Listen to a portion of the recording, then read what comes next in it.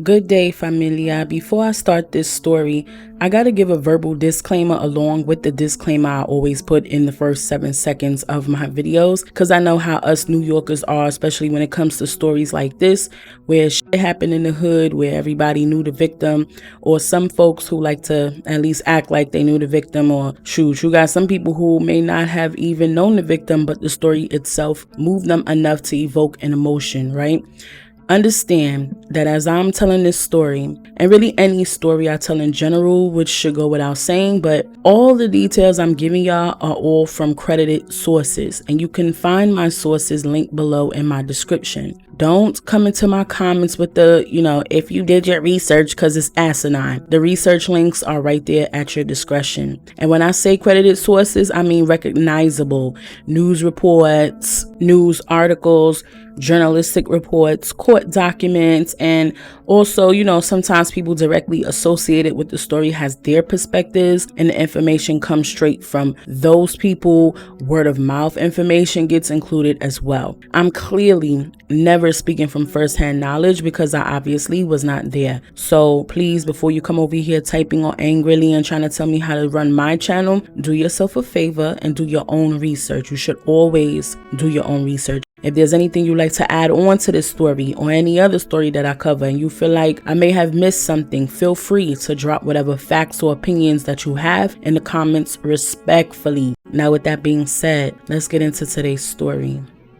New York City native Tayshana Murphy was born May 4th, 1993 to her mother, Tiffany Halston, and her father, Talon Murphy Sr. Tayshana reportedly had 4 other siblings, 2 sisters and 2 brothers, and was affectionately nicknamed Chicken. Most people refer to her as such, so you'll most likely hear me refer to her as Chicken throughout this story. It's reported that Chicken was born in Brooklyn, but then grew up in Queensbridge houses in Queens, New York until the age of 6, before the family moved to the west side of Harlem, where her mother, brothers, sisters, and her sister's baby resided in Grant Houses, a New York City housing development, aka the projects. And Tayshana, who would always sport a big, beautiful smile that complemented her beautiful hazel eyes, was described to be pretty popular amongst her peers. If you knew Chicken, you wanted to be around her. She was always a good vibe and was reported to have loved some aspects of the arts like dance and poetry, but nothing came close to her love for basketball. As a little girl, she played on both boys and girls basketball teams, and her mom was worried that playing against the boys could physically be harmful for her. But Chicken ran circles around every and anybody she played with and against. As she got older, she would play for money here and there, $10, $20, $100. It was even reported that one time she broke a boy's ankle during a one-on-one, and as he was being taken into the ambulance, she told the medics to wait for a moment before taking him because he owed her money from the game he lost and she needed to collect her coin. Many people looked up to Chicken for her natural abilities, especially her little brother Talon Jr. Talon said he wanted to be just like his sister and he wished that he could play ball as good as her. Throughout her grade school years, Chicken had to switch up high schools a couple times, but she performed so well, it didn't stop her from being a known rising high school basketball star, no matter which school she touched down at. She eventually landed at Murray Bergtraum High School for Business Careers in downtown Manhattan. She was cited as one of the top girls basketball prospects in the city by the Daily News. Standing at only 5'7", it was almost impossible for other ball players to stay in front of her on the court because of her quick feet and her tight handle. When she had the ball in her hands, she was in attack mode, bolting to the basket, allowing her to create shots for herself and her teammates. Her father would say Chicken was quote-unquote man-strong on the court, the way she would handle her male opponents. And there was some jest in the way she referred to her lady opponents as babies because of the way they bounced off of her when she drove to the rim. Her crossover dribble was described as one of the best in the girls' game at that time. Before her senior year of high school, she was ranked as the nation's 16th best point guard by ESPN's Hoop Girls. Her dream was to get to college on a basketball scholarship and, of course, play pro basketball. She told her father she wasn't even thinking about getting into the WNBA. She wanted to play for the NBA. She had several colleges that were actively recruiting her. She had the option of going to Miami, Cincinnati, or Virginia. Name a popular ball court in New York City, especially at that time, whether it was the Rucker Uptown, Orchard Beach in the Bronx, or West 4th Park downtown Manhattan. Chicken didn't touch a court that didn't already know her and how she was coming. She was so determined. Neither asthma, a knee surgery, or a torn ACL could keep her out of the game. There'd be times her coaches would see her looking a little bit out of the norm, and she'd be like, nah, I'm good. Trust me, I could play. Chicken was the epitome of ball is life. She even had a tattoo on her forearm of a basketball with a quote saying, "It's not a game, it's my life." She was always ready to talk about the sport to anybody that was willing to listen. It was her safe haven, her happy place. As much as basketball was her safe haven, it's unfortunate that the very place she laid her head was nothing of the sort. It was Saturday evening, September 10th, 2011. Chicken was outside chilling with her friends when her father, Tayshana Sr., told her to make sure she came upstairs soon to the apartment she lived in. He knew it was a Saturday night and she wanted to hang out a little later with her friends, so he headed upstairs and waited patiently for her. But he had some good news to share with her. A basketball scout from the University of Tennessee was coming to New York to watch her play. So he was super excited to relay this message to her. All was well in the earlier part of the night as Chicken was chilling, dancing with her friends, joking around, laughing, having a good time. But as it got later, things started brewing between rival gangs from the Grant houses that Chicken lived in and another housing development, Manhattanville houses. Reportedly, a big brawl broke out, and for hours, the two rival gangs were going at it into the early morning hours of Sunday, September 11th. As everything is happening, Chicken's mother, Tiffany, could somewhat see the scene of whatever was going down from her 15th floor window. At some point, Chicken realized all the mayhem that was going on and ran into her building, 3170 Broadway, along with her brother Taylor Jr. and about 4 other boys. And although Chicken had nothing to do with whatever was going on, she ended up being chased by a couple dudes from the rival side. As all this is happening, Chicken's father was knocked out in her room because he had took a painkiller for some pain that he had in his neck, according to reports. As Chicken ran into her building, she darted up the enclosed stairwell until she got to the 4th floor. But remember, Chicken had asthma, and it was reported that just the day before she had an asthma attack. So of course that slowed her down as she was chased into the hallway from the stairwell. Reports say as she was backed down into a corner, she told the dudes that chased her, "Yo, chill, like I'm not with them," in hopes of these dudes leaving her alone. To which a witness says one of the guys replied to her saying, "I don't give a fuck." And that's when 3 shots were fired from a 9mm handgun, hitting Chicken in the chest, hip, and her hand. The dudes ran out the building. An 18-year-old Chicken laid there in the hallway as her life left her body. Her mother, Tiffany, was one of the first to see her daughter laying on that hallway floor. Her brother and her sister followed up. Taylor Jr. ran upstairs to his apartment shouting, "They just shot Chicken, they just shot Chicken," letting his father know what was going on. Taylor Sr. ran downstairs to find his daughter wailing in the hallway, telling Chicken, wake up," and screaming for somebody to call 911. But Chicken was already gone. Just by looking at her body, Taylor Sr. knew his daughter was never coming back. Medical examiners arrived on the scene and wheeled Chicken's body out of the building in a canvas bag on a gurney as her mother clutched onto the side of the gurney's metal frame, with her father following close behind. The devastating news sent shockwaves throughout the city. You had the day-to-day people in the hood, coaches, parents of teens that played basketball, neighborhood pillars like the people from the church. Everybody was receiving calls and making calls as early as 4:30 in the morning to see if what they heard was true, only to get the confirmation that yes, the beloved rising basketball star had been shot dead. And of course, the painful reality hitting the 2 people who brought her into this world like a bag of cinder blocks. A mother and father lost their daughter. Brothers and sisters lost their sister. A girlfriend lost her partner. A basketball team lost their prize player. And the community lost the apple of their eye. NYPD worked pretty swiftly to find out who could have done this to her. And it was just one day after Chicken's homicide that a young man named Tariq Collins was arrested. He was the supplier of the 9mm that was used to kill Chicken. And 10 days after her homicide, the U.S. Marshals Fugitive Apprehension Task Force and the NYPD arrested Robert Cartagena, who was 20 years old at the time, and Tyshawn Brockington, who was 21 at the time. They got caught in Columbia, South Carolina, hiding in a closet in an apartment.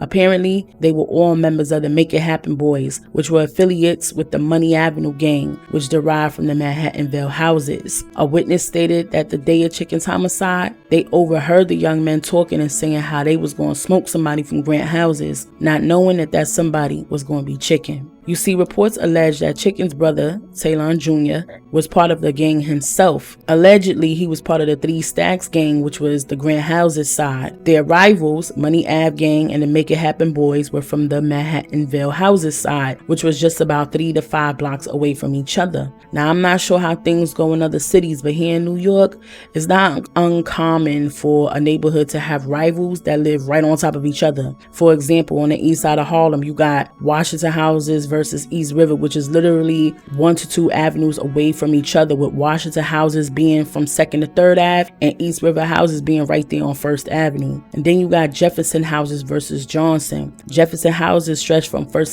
to 2nd Ave, and Johnson houses stretch from 3rd to Lexington. And they're also about 1 or 2 avenues away from each other. And this is just a couple examples of many. When I was growing up in my hood in the Bronx, the avenue I lived on was beefing with the avenue that was literally a 3-minute walk up the block back in the early 2000s. The beef was so crazy, depending on who you was, you couldn't even walk past the opposition's block without some shit popping off. And when it come to my hood, thankfully at that time, you know, everything was squashed and stuff like that, but that's how it was. And I could imagine it being like that in other cities as well. So, I mean, y'all def might know the vibes that I'm talking about, but anyway, back to the story with Talon allegedly being a part of this Three Stacks gang and all the violence that was taking place. You know, it was alleged that old and tired gang mentality is what caused Chicken to lose her life. Your side did something to somebody on my side, so now we gonna do something to somebody from y'all side. And they knew hitting Tayshana was gonna hurt Grant houses real bad. It hit Harlem real bad. And think about it, right? None of this mayhem was caused because, you know, Chicken hurt somebody herself. It wasn't about a drug deal going wrong. It wasn't about somebody's child or mother or father or whoever being violated. This situation was once again strictly behind some dumbass street shit amongst young people for no reason other than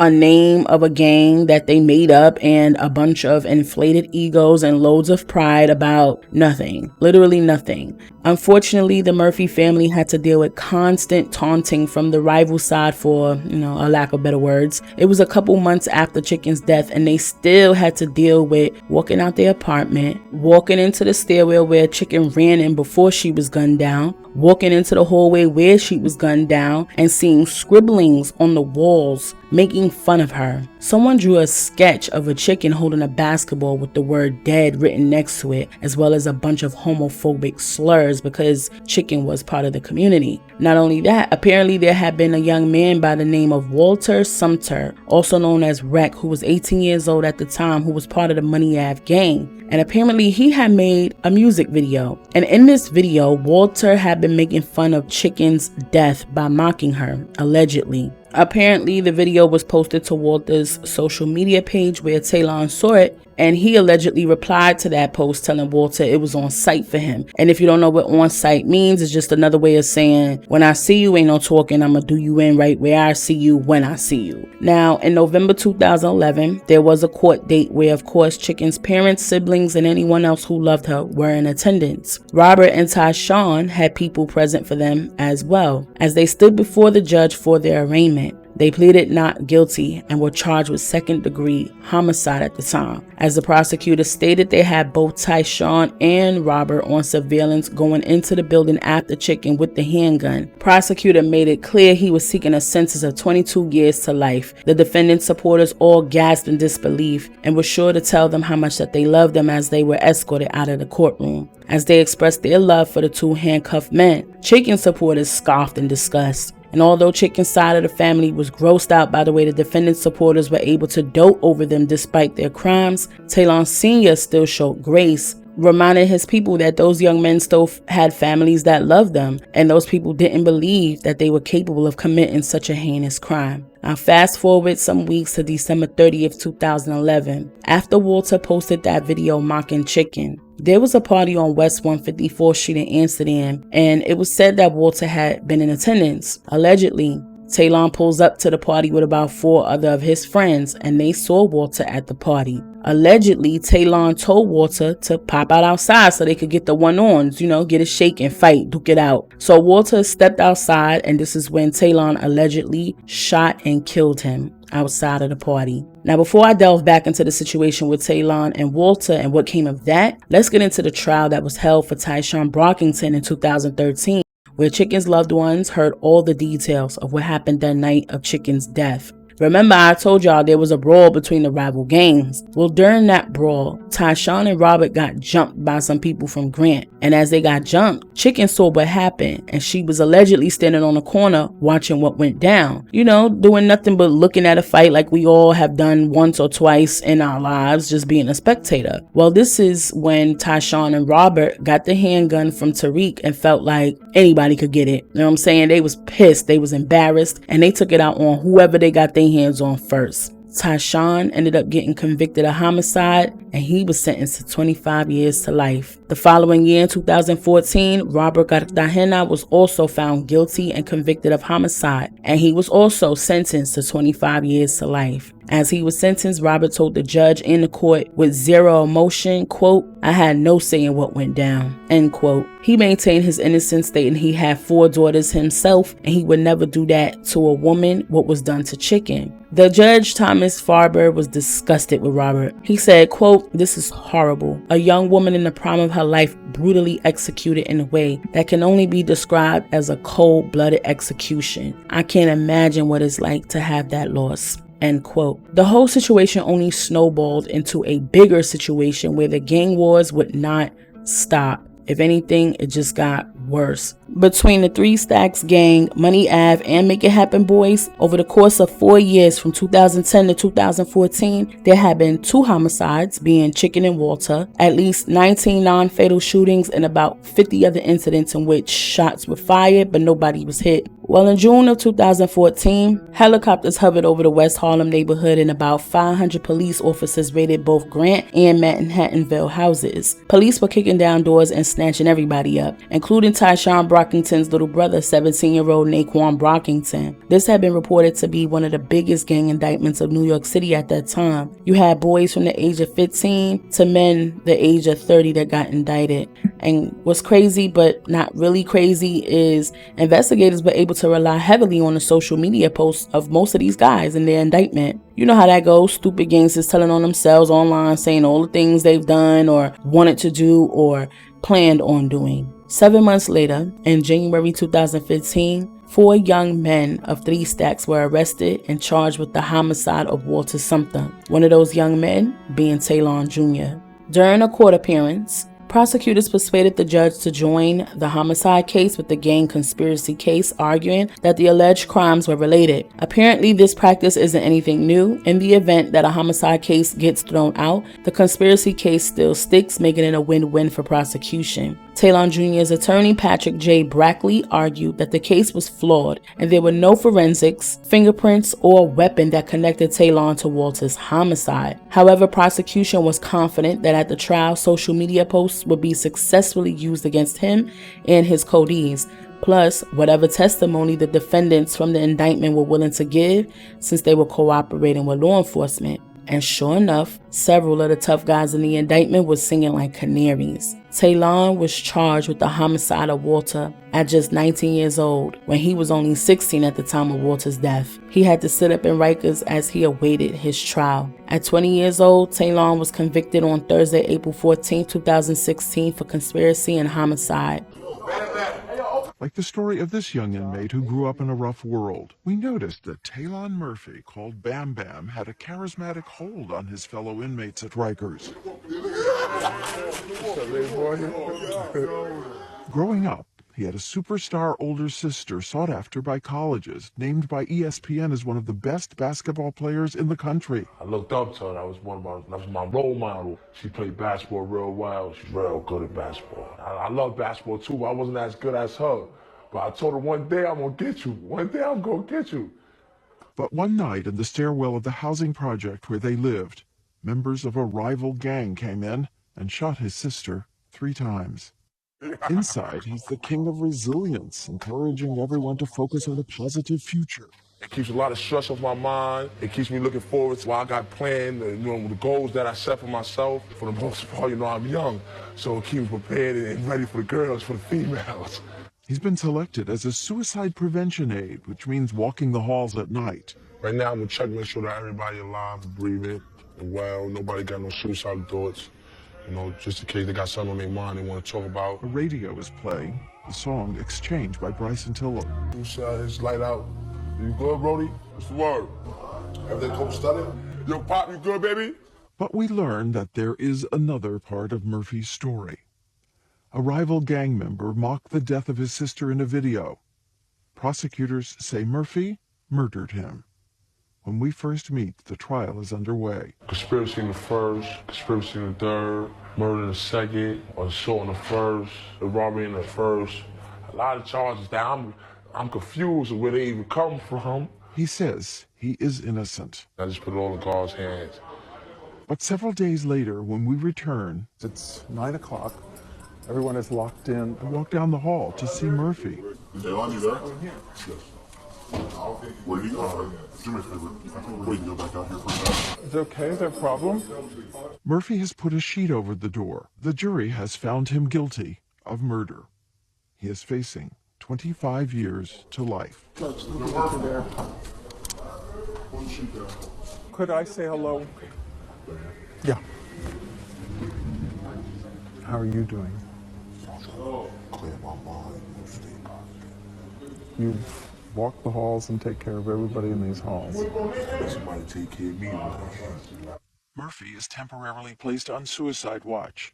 Another night on Rikers is about to end. The trial lasted 6 weeks. During the trial, 2 witnesses were part of the Money Ave gang and agreed to testify against Talon for a lighter sentence from that gang indictment, and stated that they knew for a fact Talon shot and killed Walter Sumter.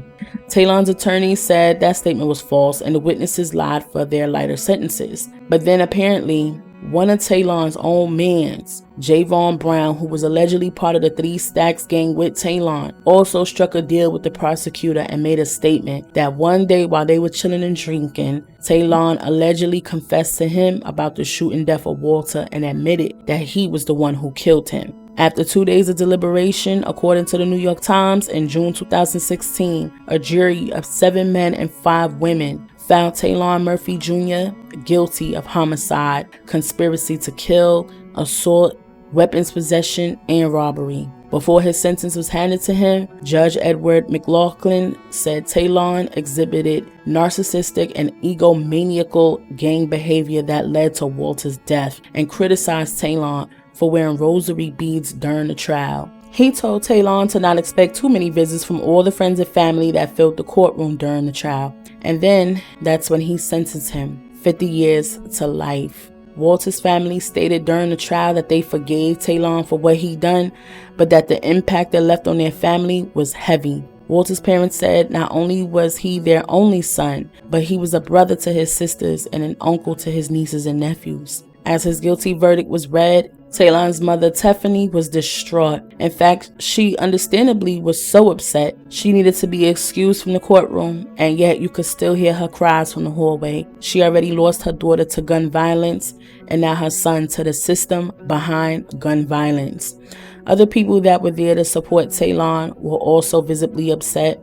A lot of commotion was going on, and to the point that 25 court officers reportedly had to keep the order in the courtroom. Talon, however, didn't show much emotion, and as he was led away in cuffs, his father was sure to let him know that he loved him.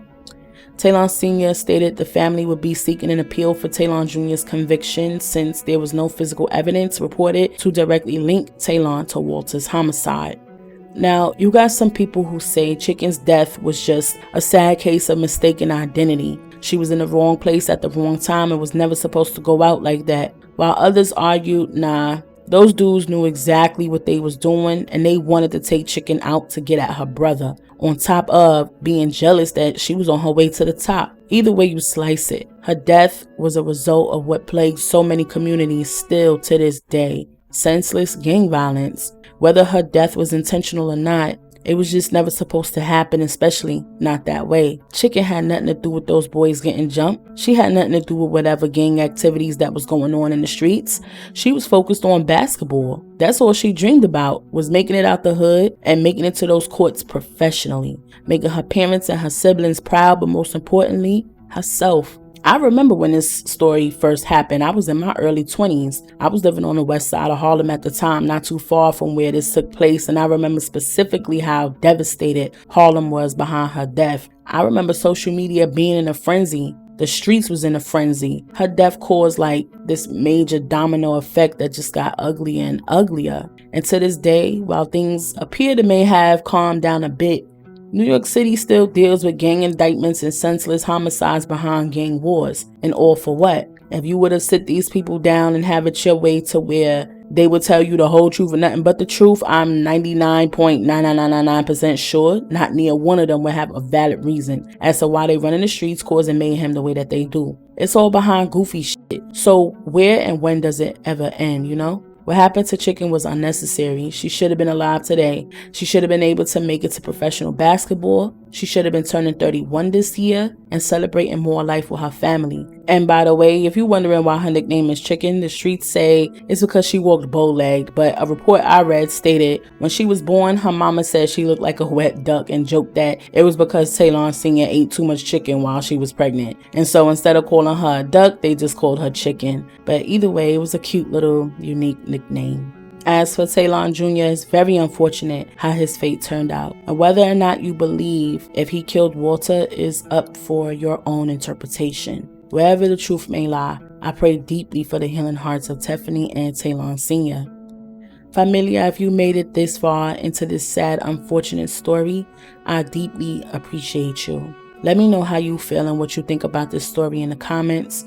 If you're from New York City, or, you know, even if you're not from New York City and you're familiar with this story, how do you feel about it? What do you remember specifically about how things went down at the time of Chicken's death? Are you someone who knew Chicken? Y'all know how we do, familia. Let's chop it up in the comments below.